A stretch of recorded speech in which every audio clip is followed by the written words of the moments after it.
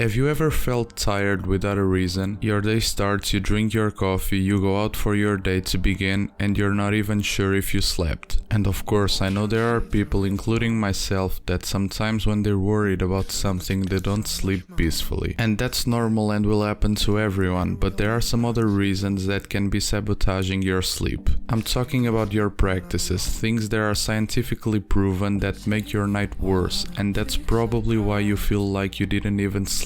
So today we're going to talk about some scientifically proven practices that will help you to have amazing nights of sleep. And just by doing that, your life will be better, you'll have a better mood, you'll be more productive, etc. Well, we live in a world of technology and social media. Most people have an addiction when it comes to technology, and sometimes they just can't disconnect from it. They have to check their phone one more time, see if they're getting likes, or if there's a message to answer, something like this, and they're forgetting the importance of a good night of sleep. With that said, the first practice that I want to share with you, which is pretty obvious and scientifically proven, is to sleep far away from screens. An enormous amount of studies have shown that using screens before bed increases your sleep latency, which is the amount of time it takes someone to fall asleep. The recommendations are for you to cut off screen time 1 hour before bed, but even with only 30 minutes you get some great benefits too. And if you have to use technology at night because of your work, because you need to study, whatever it is, use it in the right way. Use the nighttime mode. Almost every cell phone has that option, make sure you use it. And keep your bedroom lights dim. Some studies have shown that light levels can suppress melatonin production and interfere with your sleep-wake schedule. So make sure your time sleeping is respected and turn off all the lights in your room. When at step 1 I mentioned that you should turn off the screens 30 minutes to an hour before your sleep, you probably asked, so what am I supposed to do? Well, this second practice will answer that question. Have a bedtime routine. Great, a bedtime routine, but what do you do? Well, I have a pretty simple one too, but I'm going to give you some ideas of things that you can do with that final hour of your day. Listen to music, for example, or whatever it is that relaxes you. 62% of people listen to music to help them sleep. And to be honest, it doesn't even have to be music. If you like ambient sounds, rain, waves, listen to it. It's proven that will improve your sleep quality. And what about meditation? Breathing exercises or some yoga, for example. As long as it relaxes you, I'm fine with it. Or what about a good book? Most of us started that habit when we were younger, and our parents read to us at bedtime. But choose the books wisely. Don't read drama books or things that make you emotional. To be honest with you, read a boring book. It's scientifically proven that if you read, your stress is reduced up to 68%. And even if you only read 6 minutes, you'll get some benefits too. These were just 3 examples. The point of this step is for you to do something far from the screens that relaxes you. Before the third practice, and if you enjoy this type of content, hit the subscribe button and activate the bell for you to receive every notification of my videos. Every Thursday you'll have a new video, and every day you'll have amazing content on my Instagram. You'll have the link in the description. The third practice that will help you to sleep better is for you to stick with a sleep schedule. Don't change your schedule to sleep every day. Your body doesn't know the difference between Sunday and Thursday, and that's why you shouldn't sleep more on your days off. Keep your sleeping schedule consistent.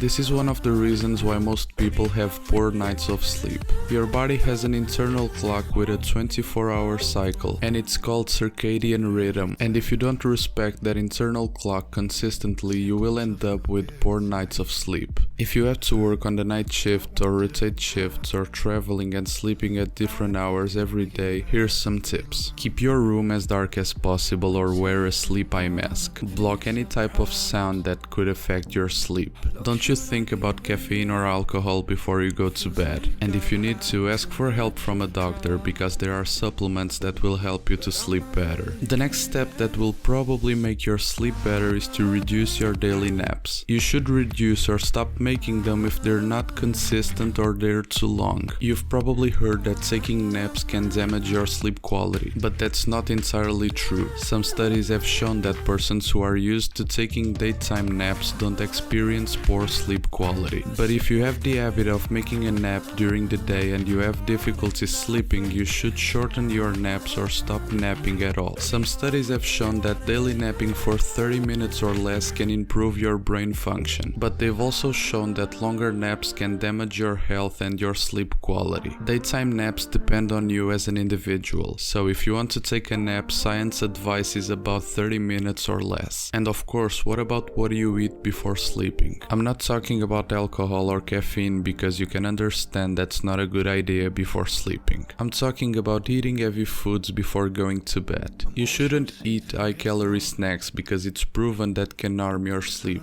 What specialists say that you can eat before bed is light snacks with 150 calories or less, and by doing that it can even be beneficial for your body. It all comes down to what type of foods you eat, because eating too much can harm your sleep. And last but not least, you should practice sports daily. The best exercise for you depends on how old you are, but some studies have shown that moderate exercise for a few weeks can improve sleep quality and duration for teens. For people who have sleep disorders, resistance training and stretching should be your main focus. And for adults, regular exercise is good enough. You should try to be active every day, but if you can't, do at least 150 minutes of moderate intensity activity per week, or 75 minutes of vigorous intensity, and try to stretch at least twice a week. If you have physical problems or diseases, speak with a doctor first. Don't do random stuff that can harm your health. Sleeping is really important, and it basically comes down to your practices daily, so make sure you take care of yourself because your day depends on your night. And for now, I finish my video here. Thank you for watching. Check out my other videos, I'm sure they will help you with your personal development. This was Successology here, you'll never be average again. Peace.